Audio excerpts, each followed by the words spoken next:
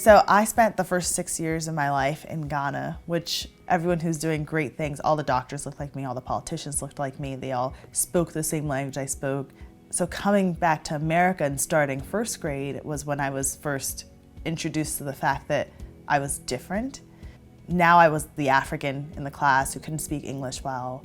I was the minority. I went to a private Catholic school and no one else looked like me, knew what Africa was. So I went to The Ohio State University for medical school, and at one of those class speaking engagements, I got off stage and I ran into one of my attendings, Dr. Pfeiffer, and she goes, "I think you should apply into orthopedic surgery." And it's something that I was thinking in my heart, gosh, I wish I could do this, gosh, I wish I had the support to do this or the courage to do it. And she was already seeing that in me. I picked Emory to do my orthopedic surgery residency for a lot of different reasons. The biggest reason was knowing that wherever I went, I was going to be the first Black woman. And I thought critically to myself, I could be okay with being the first Black woman in a program as long as I was not going to be the first Black woman some people had met.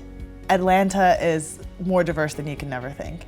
My colleagues, my coworkers, my attendings have been treating people who look like me. So I felt like the Band-Aid had been ripped off. I wasn't gonna be the novel thing. I'm not being an orthopedic surgeon for Black people. I'm gonna be a Black orthopedic surgeon because that's who I am.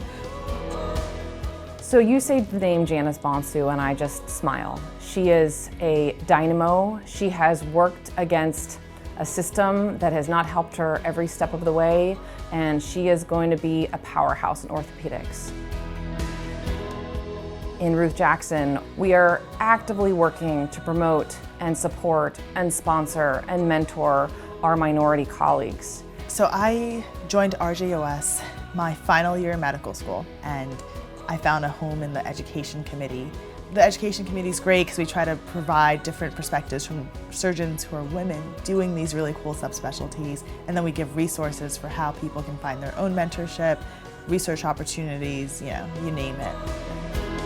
It's a super exciting time to be in orthopedics, but in RJOS because we're driving it right now. From my little committee, I feel like I'm driving some change, and it's right for us to be impatient and want more done, but it's also a good perspective to see how far we've come.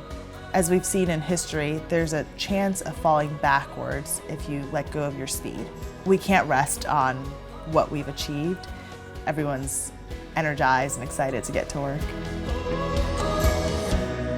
Help us make a difference. Support RJOS today.